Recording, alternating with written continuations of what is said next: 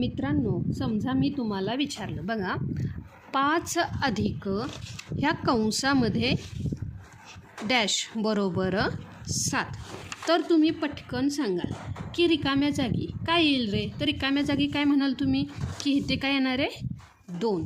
पण जर मी विचारलं की आता बघा 5 अधिक आता काय घेतलं रे, इथं घेतले मी हा कंस, इथे रिकामी जागा आहे आणि इथं काय येणार आहे बघा 1000. काय येणार आहे बघा 1000. तर आता इथे काय येईल गणितात.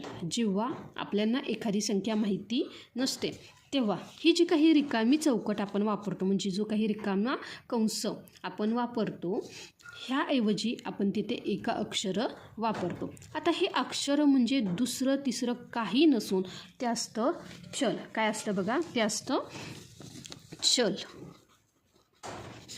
तर विद्यार्थी मित्रांनो, आपण या चलापाछपीच्या खेळाला गणिताच्या भाषेत काय म्हणतात हे शिकणार आहोत. मी तुमची मराठी लेक्चरवाली आणि आजचा हा व्हिडिओ पाहिल्यावर तुम्हाला बीजगणित म्हणजेच अल्जेब्राकडून ऑल इज वेल वाटू लागेल. तर विद्यार्थी मित्रांनो, आपण 5वीपासून शिकलो आहोत. काय आहे बघा 5 अधिक, इथे रिकामी चौकट आहे आणि इथं आपल्याला उत्तर दिले. आता ही जी काही रिकामी चौकट आहे, मोठे झाल्यानंतरच आपण काय करतो रे, ह्या चौकटीला एक्स म्हणतो. म्हणजेच बघा विद्यार्थी मित्रांनो, हे जे काही उदाहरण आहे, ह्या उदाहरणामध्ये मी काय केलं रे, लहानपणी आपण असं म्हणायचो, पण आता आपण काय करतो रे, 5 अधिक एक्स बरोबर काय घेतलं रे 7. म्हणजेच विद्यार्थी मित्रांनो, ही जी काही रिकामी चौकट आहे, ह्या रिकाम्या चौकटीलाच आपण काय म्हणतो रे एक्स. कारण इथे काय होते रे, एक्सची किंमत बदलते. म्हणून ज्याची किंमत बदलते त्याला आपण काय म्हणायचं आहे, चल. त्याला काय आपण म्हणायचं आहे, लक्षात आलं का, चल.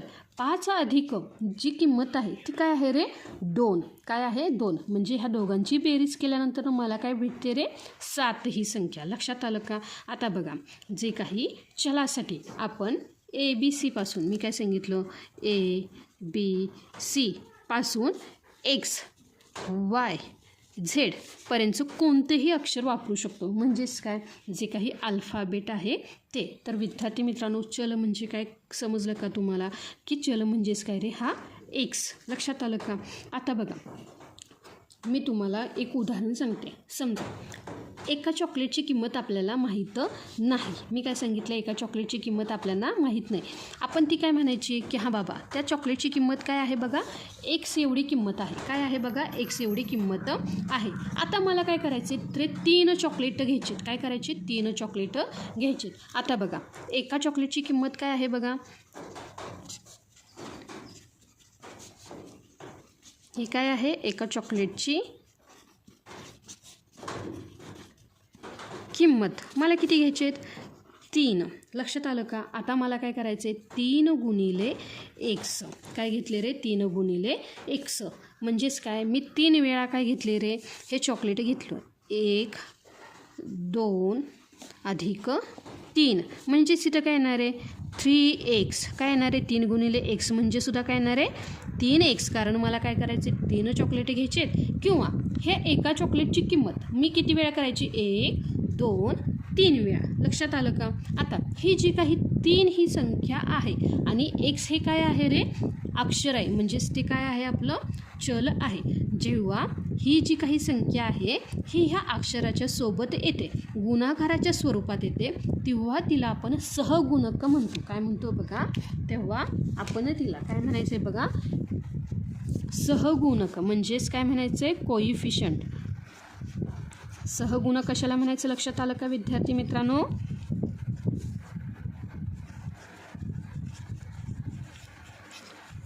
जेव्हा ही जी काही संख्या ही अक्षराच्या सोबत येते तेव्हा तिला आपण काय म्हणायचं आहे, सहगुणक. हे जे काही उदाहरण आहे, या उदाहरणामध्ये 3 काय आहे रे सहगुणक आहे. लक्षात आलं का. आता बघा, पुढील जी काही संकल्पना आहे. आता बघा, मी काय सांगितलं की आता समजा तुम्ही काय घेतले रे, हे 3 चॉकलेट घेतली आणि दुकानदाराने तुम्हाला सांगितले की जी काही तुम्ही सामान घेणार आहे, की सामानासोबत जी काही पिशवी, ह्या पिशवीचे 5 रुपये वेगळे लागतील. तर आता तुमचे एकूण बिल किती होईल बघा. मी काय सांगितलं, आता काय आहे बघा, 3 चॉकलेटची किंमत 3 चॉकलेटची किंमत अधिक 5 रुपये. का? कारण हे रुपये कशाचे आहेत रे? पिशवीचे. 3 चॉकलेटची किंमत किती आहे रे? तर गणितामध्ये आपण काय म्हणलं आहे? 3 चॉकलेटची किंमत 3x अधिक 5. तर बघा विद्यार्थी मित्रांनो, आता हे जे काही 5 ही संख्या आहे ही इथे नेहमी 5च राहणार, कारण ह्याची किंमत बदलणार आहे का? नाही. कारण काय आहे रे? पिशवीची किंमत 5 रुपयेच आहे. म्हणून ह्याला आपण काय म्हणायचं आहे? स्थिरांक. म्हणून ह्याला काय म्हणायचं आहे आपण?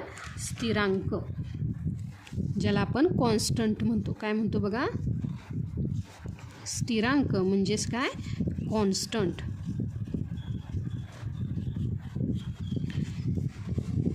लक्षात आलं का विद्यार्थी मित्रांनो? चल म्हणजेच काय की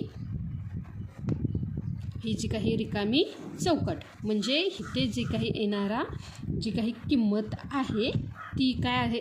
काय असते आपली नेहमी?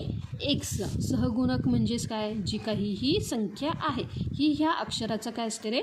सहगुणक. स्थिरांक म्हणजे काय? की ज्याची किंमत बदलत नाही, तिला आपण काय म्हणायचं? स्थिरांक. ती कॉन्स्टंट राहते. आता जी काही पुढील संकल्पना आहे, आता बघा आपण काय करतो रे? जेव्हा अधिक किंवा वजा ह्या चिन्हाने ह्या गोष्टी जोडतो. म्हणजेच काय बघा, मी इथं काय घेतलं? 3x अधिक 5. आता मी काय केलं? ह्या दोन वेगवेगळ्या गोष्टी काय केलेल्या? अधिक ह्या चिन्हानं जोडल्या, तेव्हा तिथे पदे निर्माण होतात. म्हणजेच काय बघा, इथे काय झालं रे? इथे झाला 3x हे पहिलं पद झालं आणि 5 हे दुसरं पद झालं. जेव्हा ही दोन्ही पदे एकत्र येतात तेव्हा तयार होते ती बैजिक राशी. लक्षात आलं का? बैजिक राशी म्हणजेच काय? की जेव्हा आपण काय करतो रे? अधिक, वजा, गुणिले, भागिले या संख्यांना जोडून, संख्या आणि जे काही चल आहे अशा झालेल्या राशीला आपण काय म्हणायचं आहे? बैजिक राशी म्हणायचं आहे. लक्षात आलं का? 3x हे काय आहे रे? हे आहे पहिलं पद आणि 5 हे काय आहे रे? दुसरे पद. काय आहे बघा? दुसरे पद. आता ह्या दोघांची मी काय केली रे? इथं केली बेरीज. मी इथं काय केली रे?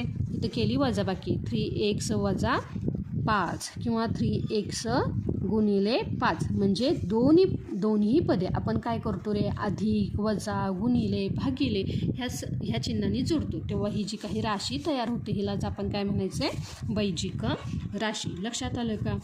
आता बघा, आता आपल्याला काय करायचं आहे? यामध्ये बेरीज वजाबाकी करायची असेल तर कशी करायची? तर पहिल्यांदा समजून घ्या. बेरीज कधी होते? जर ती सजातीय पदे असतील तर. सजातीय पदे म्हणजेच काय? तर बघा विद्यार्थी मित्रांनो, सजातीय पदे बघा म्हणजे मी काय म्हणलं की तर म्हणलं मी की काय आहेत रे? माझ्याकडे 3 आंबे. काय आहेत बघा? 3 आंबे अधिक 2 आंबे. काय आहेत बघा? 3 आंबे अधिक 2 आंबे बरोबर काय होणार आहे रे? 5 आंबे. काय होणार आहे? 5 आंबे. लक्षात आलं का? म्हणजेच हे मी कसं लिहिणार आहे बघा? 3x अधिक 2x बरोबर 5x. काय येणार आहे? 5x. लक्षात आलं का? 3x अधिक 2x बरोबर 5x. हे झाली सजातीय पदे. म्हणजेच काय? इथे हा जो काही आंबे हे किती आहेत रे? 3 अधिक 2 बरोबर काय होणार आहे? 5 आंबे. पण आता मी काय घेतलं रे? बघा मी इथे घेतलं 3 आंबे. काय घेतलं बघा? मी इथे घेतलं 3 आंबे अधिक 2 चिक्कू. आता काय घेतलं मी? 2 चिक्कू. आता ह्यांची बेरीज होईल का रे? तर होऊ शकत नाही. म्हणजे ही जी काही पदे आहेत ही काय आहेत रे? आहेत तशीच राहतील. म्हणजे इथं काय राहणार आहे? 3 आंबे हे झालं आंब्यासाठी आपण x वापरलं आणि हे 2 चिक्कू ह्यासाठी मी y वापरलं. लक्षात आलं का? म्हणजेच आंबे आणि चिक्कू ही काय झाली रे? वेगवेगळी पदे. म्हणून ह्यांना आपण काय म्हणायचं आहे बघा? विजातीय पदे. काय म्हणायचं आहे बघा? विजातीय पदे.